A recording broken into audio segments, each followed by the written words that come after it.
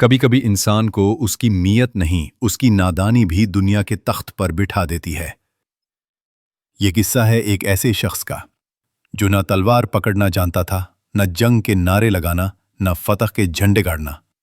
وہ صرف ایک کمہار تھا جو مٹی کے برتن بناتا، پسینے سے زندگی گوندھتا اور شام کو اپنا گدھا لے کر بازار جاتا۔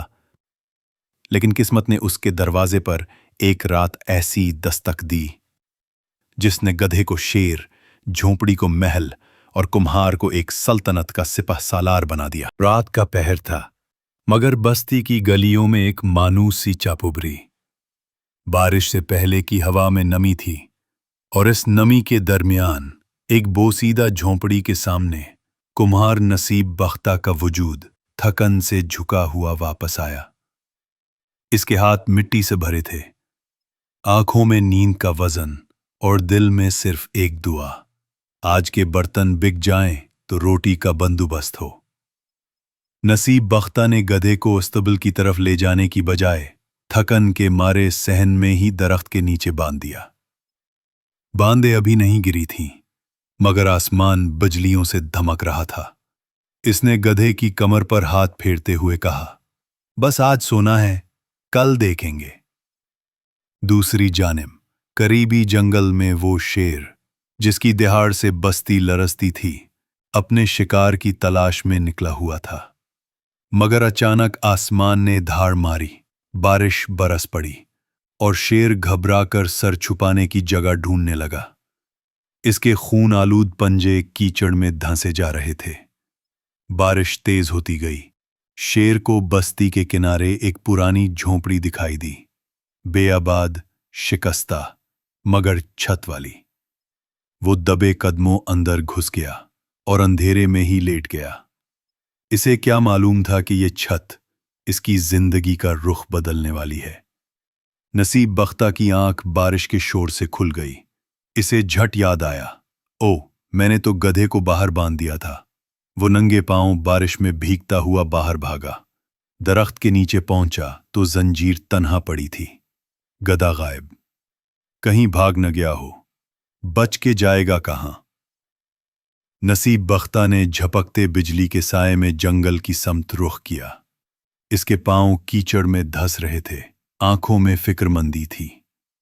بارش جیسے آسمان سے نہیں، دل سے برس رہی تھی، اور وہ اندھیرے میں گدھے کو پکارنے لگا، اوے منیا، کہاں چلا گیا رے تو؟ نصیب بختہ بارش میں بھیگا، تھکا ہارا ایک ویران جھونپڑی کے پاس پہنچا۔ بجلی کی چمک میں جھونپڑی کا دروازہ ہلکا سا کھلا دکھائی دیا۔ اس نے دیکھا ایک جانور سویا ہوا ہے۔ آنکھوں میں غصہ تھا، دل میں تھکن۔ مل گیا میرا گدھا، وہ بڑبڑایا اور آگے بڑھ کر جانور کی پشت پر 2 زوردار تھپڑ رسید کر دیے۔ غصے سے کانپتے ہوئے نصیب بختہ نے جھپٹ کر گدھے کی گردن میں رسی ڈالی اور خود چھلانگ لگا کر اس کی پیٹھ پر سوار ہو گیا۔ شیر ابھی بھی بارش کی تھکن اور خوف کے مارے چک تھا۔ نصیب بختہ کی زبان قہر برسا رہی تھی، آئندہ بھاگنے کی کوشش کی تو چارے میں زہر ملا دوں گا۔ شیر اپنی زندگی میں پہلی بار اتنا خوف زدہ تھا۔ وہ ایک ظالم درندہ تھا، مگر آج ایک غریب انسان کی سخت آواز اور رسی کے شکنجے نے اسے لرزا دیا۔ اگر بغاوت کی تو یہ مجھے مار دے گا۔ شیر نے خود کو انسان کے رحم و کرم پر چھوڑ دیا اور صحن کی طرف بڑھنے لگا۔ نصیب بختہ نے شیر کو صحن میں درخت کے ساتھ زنجیر سے باندھ دیا، پھر بے فکری سے اندر جا کر لیٹ گیا۔ شیر کی آنکھوں میں حیرانی، تھکن اور بے بسی تھی۔ بارش تھم چکی تھی، مگر اس کے دل میں طوفان چل رہا تھا۔ صبح کے آجالے میں جب لوگ گاؤں سے گزرے تو درخت سے بندھے شیر کو دیکھ کر آنکھیں کھلی کی کھلی رہ گئیں۔ یہ تو وہی خونخوار شیر ہے۔ لوگوں کا ہجوم اکٹھا ہونے لگا، کچھ خوف زدہ، کچھ حیران اور کچھ تعریفوں کے پل باندھتے۔ नसीब बख्ता बाहर निकला तो लोग तालियां बजा रहे थे, तारीफ कर रहे थे। हमारे कुम्हार ने शेर को जिंदा पकड़ लिया। वो हैरत में डूबा बस मुस्कुरा रहा था, खुद भी नहीं समझ पा रहा था कि गधा कहां गया और ये शेर कहां से आ गया।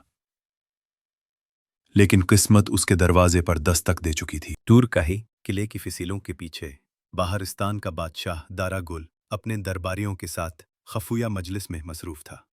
दुश्मन रियासत दागिस्तान के बढ़ते हमलों ने उसके चेहरे पर तफक्कुर की लकीरों गहरी कर दी थीं। हमें कोई गैर मामूली, दलेर और नडर सालार चाहिए जो दुश्मन के गुरूर को खाक में मिला दे। बादशाह की आवाज़ गूंजी।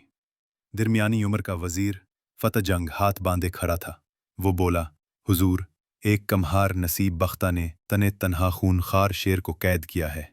सुना है वो इंसान निहायत सादा मगर दलेरी में बेमिसाल है। दरबार में सरगोशियां होने लगी। बादशाह ने फौरन हुक्म दिया, इसी वक्त उसे दरबार में बुलाया जाए।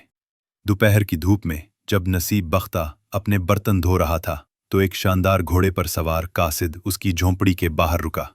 सुल्तान बाहरिस्तान की तरफ से फरमान है, नसीब बख्ता को शाही महल में हाजिर किया जाए।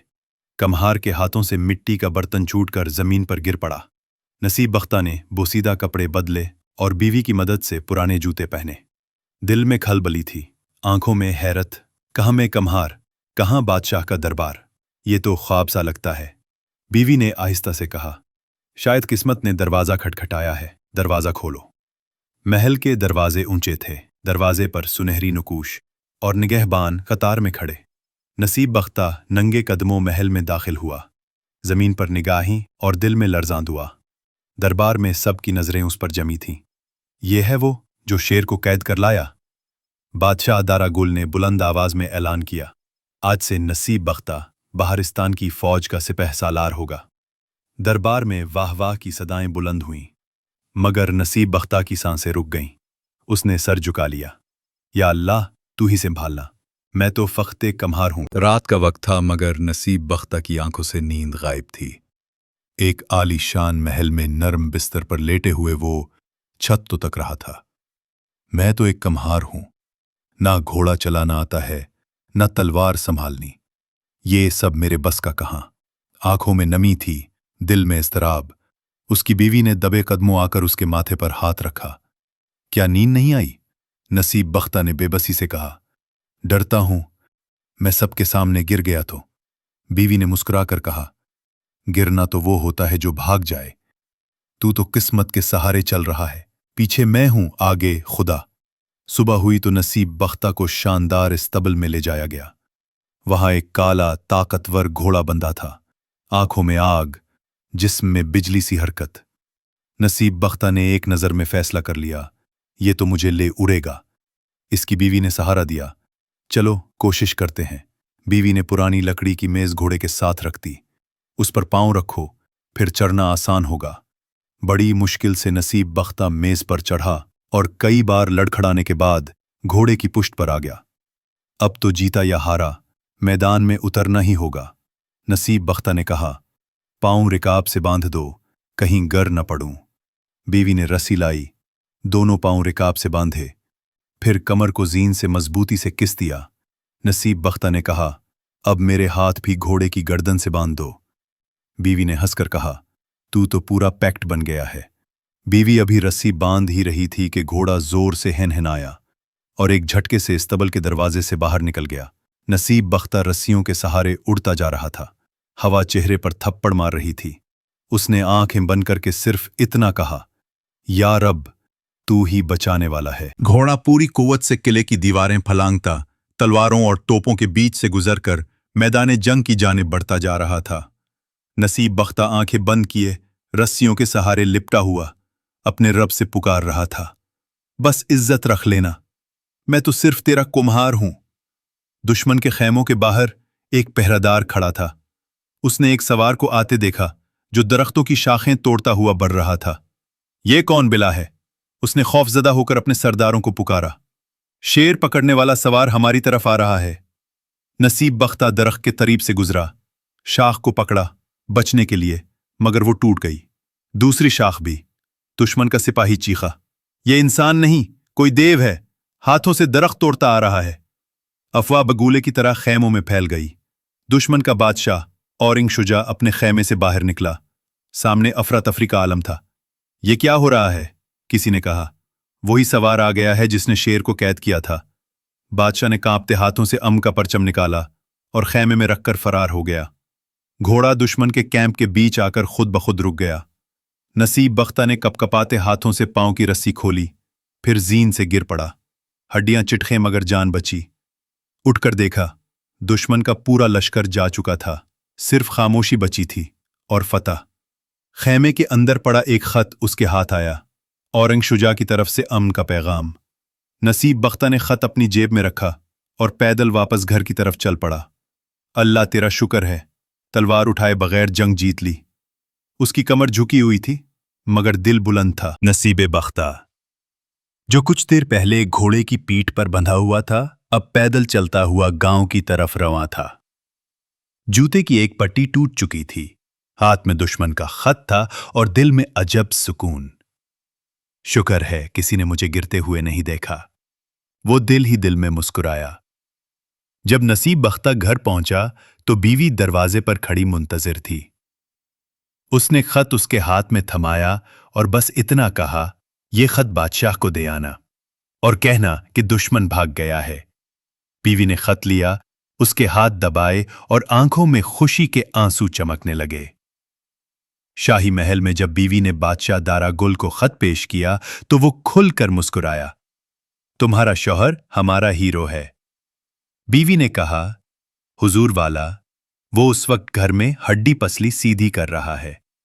कहता आइंदा कभी घोड़े पर नहीं बैठेगा। अगली सुबह गांव में जश्न का समा था। गलियां झंडों से सजी थीं, बच्चे तालियां बजा रहे थे, औरतें चौखट पर दिया जलाए बैठी थीं। नसीब बख्ता कमर झुकाए नंगे पांव कहकाहों के दरमियान शराफत से चल रहा था। सब हैरान थे कि सिपह सालार घोड़े की जगह जमीन को चूम रहा है। बादशाह ने नसीब बख्ता को दरबार में इज्जत से करीब वाली कुर्सी पर बिठाया और उसे सोने के सुक्के, जमीन और लिबास अता किए। दरबार में सब ने खड़े होकर तालियां बजाए। नसीब बख्ता ने सर झुकाकर सिर्फ एक बात कही, मैं जो कुछ भी हूं अपने रब की मेहरबानी से हूं। कुछ दिनों बाद नसीब बख्ता अपने पुराने बर्तनों वाले चाक पर बैठा था, हाथ मिट्टी में, दिल सच्चाई में। एक बच्चे ने आकर पूछा, आप हीरो हैं, आप फिर बर्तन क्यों बना रहे हैं? नसीब बख्ता ने मुस्कुराकर कहा, क्योंकि मेरा रब मुझे वही बनाएगा जो मैं हूं और वही बेहतर है।